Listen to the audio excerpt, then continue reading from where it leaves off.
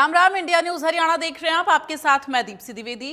वक्त है special report का, जिसमें आज हम बात करेंगे गर्मी के टॉर्चर से राहत के लिए जिस बारिश का लोगों को इंतजार था, वो बारिश बीती रात तेज आंधी और तूफान के साथ आई और अपने साथ तबाही का मंजर लेकर आई। कहीं रास्ते बंद है, कहीं बिजली ठप है, कहीं तारों का जाल हादसों को न्योता दे रहा है। यानी राहत की बारिश ने मुसीबतों की बरसात बना दिया।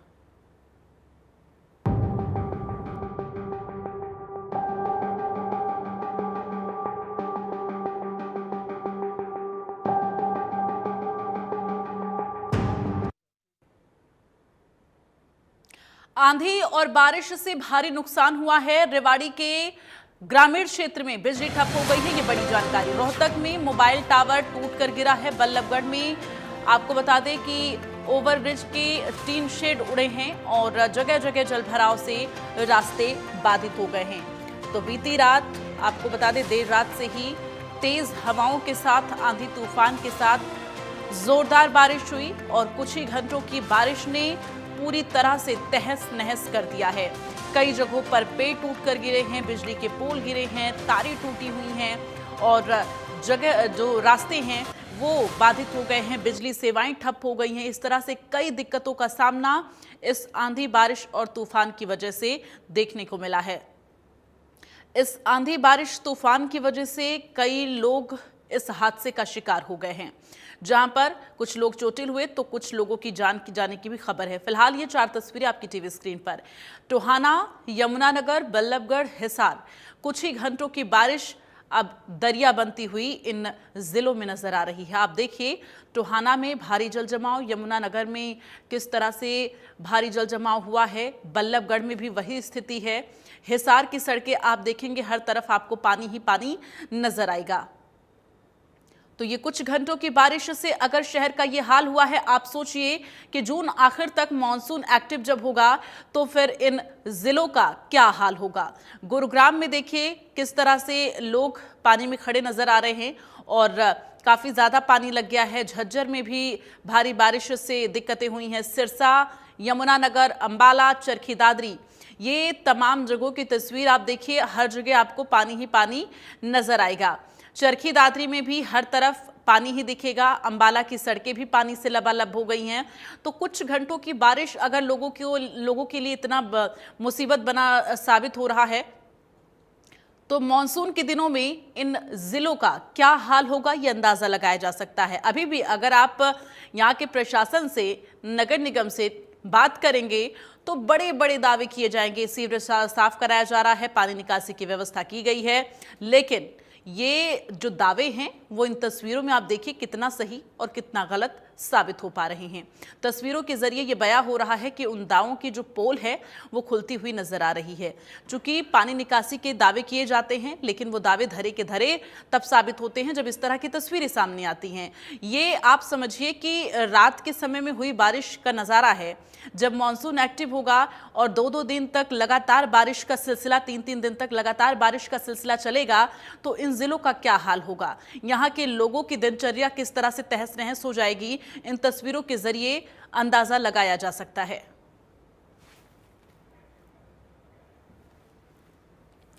और इस वक्त संवाददाता अमित हमारे साथ रेवाड़ी से लाइव जुड़ गए हैं, सीधे उनका रुख करेंगे। अमित, जानकारी दे, रेवाड़ी में इस वक्त बारिश को लेकर क्या हालात बने हुए हैं? क्या अभी भी बारिश हो रही है? और जो देर रात बारिश हुई थी उसके बाद रेवाड़ी में स्थितियां क्या हैं? जी, आपको बता दें कि रेवाड़ी में जिस तरह से आधी रात भीषण तूफान और बारिश हुई है, कहीं न कहीं पूरी तरह से तबाही मची है। और दूसरी ओर बात करें, क्योंकि एक प्राकृतिक मार थी जिस तरह तूफान और बारिश हुई है, लेकिन प्रशासनिक दावों की भी तमाम पोल खुली है। रेवाड़ी की बात करें तो करीब 23 mm बारिश यहाँ पर दर्ज की गई है। रेवाड़ी एवरेज बारिश की बात करें, क्योंकि बावल में अलग अलग जगहों से अलग अलग एवरेज आए, लेकिन टोटल यदि एवरेज की बात करें तो 23 mm बारिश रेवाड़ी में दर्ज की गई है। आप समझ सकते हैं, जैसा कि आपने भी बताया कि 23 mm बारिश में रेवाड़ी प्रशासन की पोल खुलती हुई दिखाई दी। तमाम जो लो लाइन एरिया थे वहां पे जल भराव की स्थिति देखी गई है। और समझ सकते हैं कि तमाम दावे किए जाते हैं बारिश शुरू होने से पहले, मानसून से पहले, कि सफाई व्यवस्था, लाखों रुपए के टेंडर भी दिए जाते हैं। ऐसा नहीं कि कागजों में तमाम काम होता है, लेकिन जमीन पर सूरत बदलती नहीं है। अमूमन आए साल दर साल इसी तरह का माहौल होता है। बात कर लेते हैं तूफान से तबाही की। रेवाड़ी में के ग्रामीण इलाकों में अभी भी पूरी तरह से ब्लैकआउट की स्थिति, अभी बिजली की जो सप्लाई है वो सुचारू नहीं हो पाई है। शहरों में हालांकि रिस्टोर कर दी गई है, लेकिन ग्रामीण क्षेत्रों में अभी भी मशक्कत करनी पड़ रही है। और बिजली निगम की ओर से सुबह से ही पूरी टीम फील्ड में उतार दी गई थी, क्योंकि बड़ा भारी नुकसान हुआ है। करीब 300 पोल बिजली के टूटे। वहीं ट्रांसफॉर्मर की बात करें, करीब 36 ट्रांसफॉर्मर जमीन दोज हुए हैं। ऐसे में समझा जा सकता है कि 500 से अधिक पेड़ टूटे हैं। जिस तरह से रात जो तूफान आया था, अमूमन इतना भयंकर तूफान कम ही देखने को मिलता है। जिस तरह से मूवीज में हालात होते कि तमाम ऐसा लग रहा था कि सब कुछ जमींदोज हो जाएगा, हुआ भी ऐसा ही। रेवाड़ी के बावल, दहीना तमाम एरियो में हमने देखा कि जो पेड़ थे पूरी तरह से जमींदोज हो गए। उसके चलते अब पेयजल की किल्लत की बात कर ले, बिजली की किल्लत की बात करें, तमाम ऐसी स्थिति है कि जो कि बेहद भयावह बनी हुई है और जनजीवन पूरी तरह से अस्त व्यस्त है। वहीं बात करते हैं प्रशासनिक व्यवस्था, क्योंकि बारिश अमूमन अभी एक महीने के बाद यहाँ पर मानसून पहुंचेगा और तमाम जब बारिश होगी, जैसा आपने भी बताया कि 2 से 3 दिन यदि बारिश हो जाती है तब कैसे हालात होंगे। रेवाड़ी की बात करें, 23 mm बारिश में यदि ऐसे हालात रोहतक है से तो लाइव जुड़ गए आने हैं, वाले उनका रुख दिनों में करेंगे। हालात। दिनेश, जानकारी दे, रोहतक में बीती देर रात शुरू हुई आंधी तूफान और बारिश ने किस तरह का मंजर दिखाया है? देखिए, यदि हम 3 दिन पहले जाएं तो 3 दिन पहले भी तेज आंधी और तूफान आया था, जिससे सैकड़ों की संख्या में जो पेड़ है वो टूट गए थे, बिजली के जो पोल है, खंभे, वो टूट गए थे। लेकिन कल जो रात भयंकर जो तूफान आया है और उसके साथ ही बारिश आई है, बारिश से जरूर लोगों को गर्मी से राहत मिल पाई है।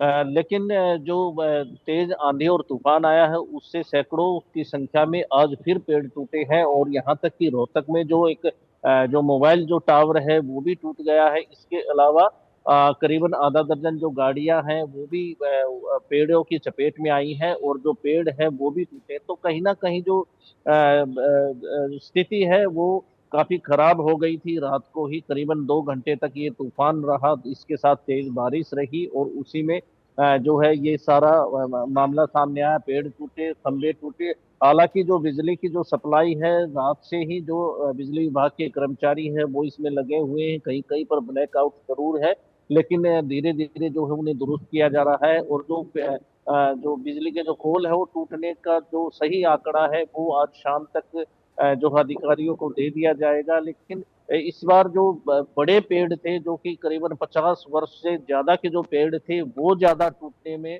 आए हैं और उसी को लेकर ये काफी नुकसान है। पिछले 15 दिनों की बात करें तो रोहतक में अकेले 500 से ज्यादा ऐसे पेड़ हैं जो कि आंधी और तूफान में टूट गए हैं।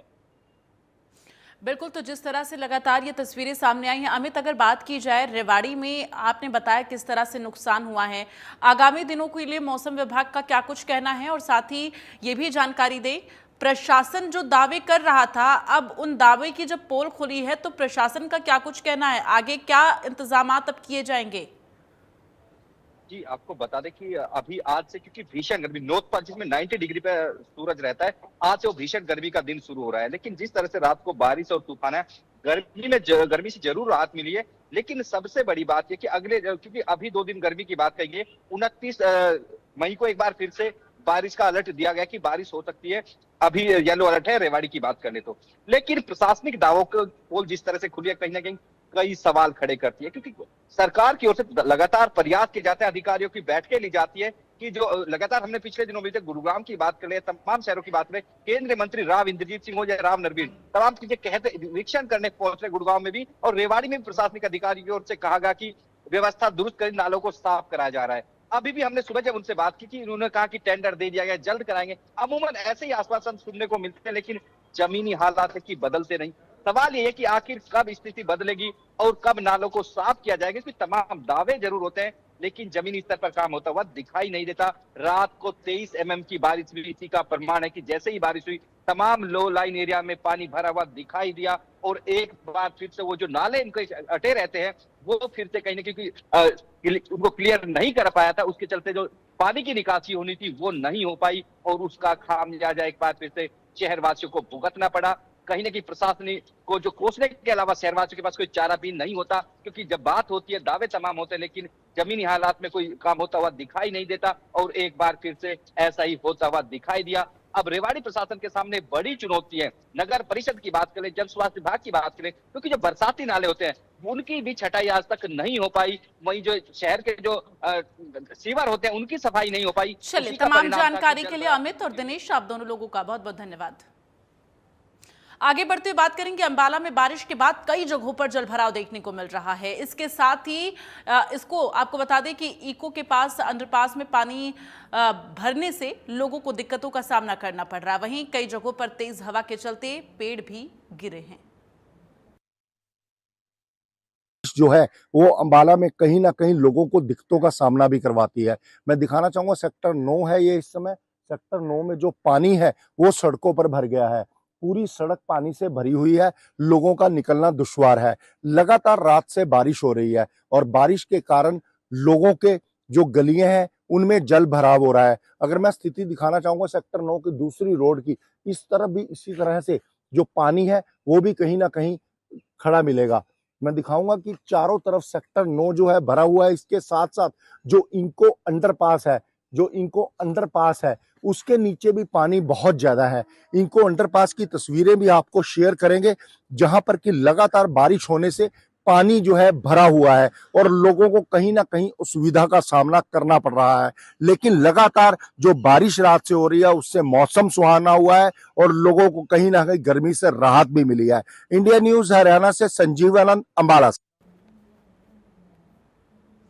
चरखी दादरी में भी देर रात आंधी के साथ तेज बारिश हुई। वहीं भारी बारिश से जनजीवन प्रभावित हुआ है। शहर में सड़कों और सरकारी कार्यालयों में जलभराव की स्थिति बनी हुई है। नगर परिषद के कार्यालय में भी पानी भरा हुआ है। इसके साथ ही मौसम विभाग ने अगले 24 घंटे के लिए बारिश को लेकर फिर से चेतावनी जारी की है। जिला चरखी दादरी में कल देर रात तेज आंधी के साथ तेज बारिश शुरू हो गई, जिसके कारण शहर में जल भराव की स्थिति बन गई। सड़कों पर 1 से 2 फुट तक पानी भरा हुआ। वहीं अगर हम चरखी दादरी के नगर परिषद कार्यालय की बात करें तो 1 से 2 फुट यहाँ पानी भरा हुआ है। वहीं नगर परिषद की जिम्मेवारी होती है कि शहर के नालों की सफाई करे, जिससे मौसम में जैसे बारिश का होता है तो पानी जल भराव न हो और नालों की सफाई हो जाए। नालों की सफाई करना तो दूर है, नगर परिषद अपने कार्यालय की सफाई तक नहीं कर पाया और यहाँ 1 से 2 फुट तक पानी भरा हुआ है और लोगों को परेशानियों का सामना करना पड़ रहा है। वहीं अगर यहाँ पानी निकालने की बात करें तो आज रविवार होने के कारण छुट्टी का दिन है और पानी निकालने वाला यहाँ कोई नहीं है, कोई सुध लेने वाला नहीं है। जबकि मौसम खराब की जानकारी कल ही मिल गई थी और किसी कर्मचारी की यहाँ ड्यूटियां भी नहीं लगाई गई हैं और ये पानी जो का तो कल तक खड़ा रहेगा तो कर्मचारी अपने ऑफिस में कैसे जा पाएंगे। वहीं अगर से मौसम विभाग की बात करें तो आने वाले मौसम 24 घंटों में तेज बारिश भी बताई जा रही है। वहीं अगर बात करें यहाँ चरखी दादरी की तो चरखी दादरी में तेज आंधी के कारण यहाँ पेड़ तो गिरे ही गिरे हैं और तेज बारिश के कारण यहाँ मौसम इतना खराब रहा और जनजीवन व्यस्त हो गया। लेकिन गर्मी से लोगों को कुछ राहत मिली है। चरखी दादरी से इंडिया न्यूज के लिए सुरेंद्र शर्मा। आगे बढ़ते हुए खबर हिसार से है, जहां भीषण तूफान से भारी नुकसान हुआ है। तेज आंधी के कारण पेड़ टूटकर गिरे हैं। पेड़ गिरने से बालसमंद ब्रांच टूटी है और आसपास के सैकड़ों एकड़ खेत जलमग्न हो गए हैं। चूंकि तेज आंधी तूफान के साथ ही भारी बारिश भी हुई है, जिसकी वजह से जगह जगह जल जमाव की स्थिति है और लोगों को भारी नुकसान का भी सामना करना पड़ा है। खासकर अगर बात की जाए तो जो किसान आम की खेती करते हैं, लीची की खेती करते हैं, उन किसानों के लिए भारी नुकसान हुआ है। वहीं दूसरी तरफ जो आम जनजीवन है वो भी इस आंधी तूफान और बारिश से प्रभावित हुआ है। आसपास के सैकड़ों खेत जलमग्न हो गए हैं, जगह जगह जल जमाव है। लोगों का बाहर निकलना मुश्किल सा हो रहा है। चंद घंटों की बारिश ने लोगों की मुसीबत बढ़ा दी है। हालांकि लोगों को भीषण गर्मी से, उमस भरी गर्मी से राहत जरूर मिली है।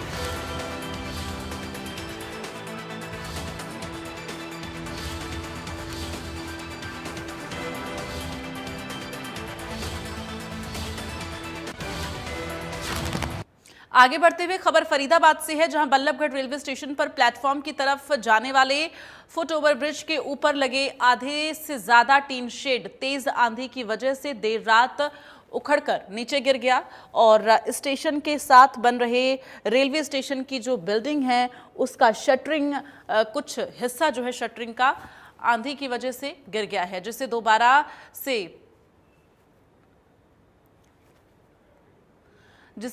से सेटिंग करते हुए मजदूर दिखाई दिए। बताया जा रहा है कि ये बिल्डिंग टिकट आरक्षण, सीआरपीएफ, आरपीएफ सहित अन्य रेलवे से जुड़े संबंधित ऑफिस के लिए बिल्डिंग बनाई जा रही है।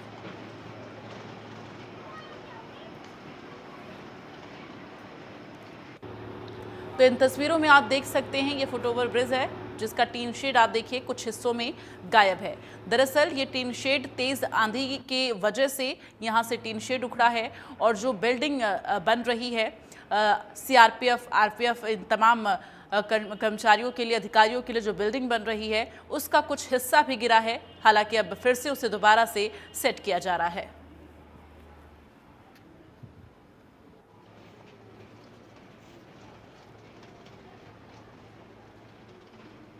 वहीं रोहतक में देर रात तेज आंधी और तूफान के कारण सुखपुरा चौक स्थित सूर्या नगर में बीएसएनएल कंपनी का मोबाइल टावर टूटकर गिर गया, जिसकी वजह से घर के बिजली के हाई एक्सटेंशन वायर भी टूट गए हैं, उपकरण भी खराब हो गए हैं। बीएसएनएल अधिकारी पंकज अरोड़ा ने जानकारी देते हुए बताया कि उन्हें सूचना मिली थी कि उनकी कंपनी का टावर रात तेज आंधी तूफान के कारण गिरा है, जिसके कारण जिस छत पर वो गिरा उस घर के बिजली के इक्विपमेंट भी खराब हुए हैं। उन्होंने बताया कि हमने इसकी जानकारी अपने उच्च अधिकारियों को दे दिया है और जल्द ही समस्या का समाधान किया जा रहा है। उन्होंने बताया कि टावर 20 साल पुराना है। रात को तेज आंधी तूफान इतना भयंकर था जिसकी वजह से बीएसएनएल का टावर बीच में से टूटकर साथ लगते मकान की छत पर गिर गया। उन्होंने आगे कहा कि शुक्र है कि इससे कोई जानमाल का नुकसान नहीं हुआ, जल्दी ही समस्या का समाधान होगा। लैंडलॉर्ड सूर्यनगर एक्सचेंज है हमारी, यहाँ टावर भी लगा हुआ है। इनसे मुझे रात को सुबह 8 बजे सूचना मिली कि जो है टावर जो है गिर गया है और टावर गिरने के कारण इसका हमने अब दौरा किया है। जेई मनीष नेहरा जी मेरे साथ हैं और हमने ये पाया कि टावर जो है बीच में से मुड़ के और पड़ोसी की छत पे जाके टिक गया है, जिसमें किसी की जान को खतरा तो नहीं हुआ परंतु पड़ोसी का कुछ डैमेज हुआ है, कुछ आरसीसी पार्ट और कुछ उनका बिजली का अप्लायंस जैसे कि कूलर। तो इसके लिए हमने अपने उच्च अधिकारियों को फ़ोटो और वीडियो से अवगत करवा दिया है और आगे के लिए हम जो है अपनी टीम से जो है कम्युनिकेट कर रहे हैं ताकि इसको जल्द से जल्द इसका समाधान करवाया जाए। क्या रात को स्टॉर्म के कारण ये टावर झुक गया। टावर बहुत पुराना है, 20 साल पुराना है। वैसे टावर नया इंस्टॉलेशन नहीं है, टावर पुराना है, लेकिन कल आंधी जो रात को तूफान आया उसमें यह है मुड़ गया। यमुनानगर शहर में अभी तक ना तो मानसून आया है और ना ही प्री मानसून की शुरुआत हुई है। फिर भी शहर की हालत देखकर लगता यह है कि जैसे तेज मानसून बारिश शुरू हो चुकी है और यमुनानगर व आसपास के इलाकों की तस्वीरें इस लापरवाही का जीता जागता उदाहरण है, जहां 2 घंटे की मामूली सी बारिश ने पूरे इलाके को पानी ही पानी कर दिया है, जिससे नगर निगम की पोल खुलती हुई नजर आ रही है। तो ये तस्वीरें देखकर आप अंदाजा लगा सकते हैं कि किस तरह से जल जमाव की स्थिति लापरवाही साफ तौर पर बयां कर रही हैं। चूंकि दावे बहुत बड़े बड़े किए जाते हैं प्रशासन के द्वारा जब बारिश का सीजन शुरू होने वाला होता है उससे पहले। आप देखिए ये गलियां पूरी तरह से पानी से लबालब भरी हुई हैं और चंद घंटों की ये बारिश है, ना तो प्री मानसून ने दस्तक दी है और ना ही मानसून ने दस्तक दी है, लेकिन तस्वीरों के जरिए आप ये समझ सकते हैं कि ये कई दिनों की बारिश के बाद से उपजे हालात हैं। अभी तक तो मानसून भी नहीं आया है प्रॉपर और बारिश इतनी ज़्यादा हो रही है और मानसून आने पे तो इससे ज़्यादा बारिश होगी और कई दिनों तक चलती है। तो हम देख रहे हैं कि इतना घुटनों तक पानी आ गया है, लोगों को इतनी दिक्कत का सामना करना पड़ रहा है। तो हम ये सोचें कि नगर निगम की क्या तैयारी है, कितना बुरा हाल होने वाला है आने वाले टाइम में।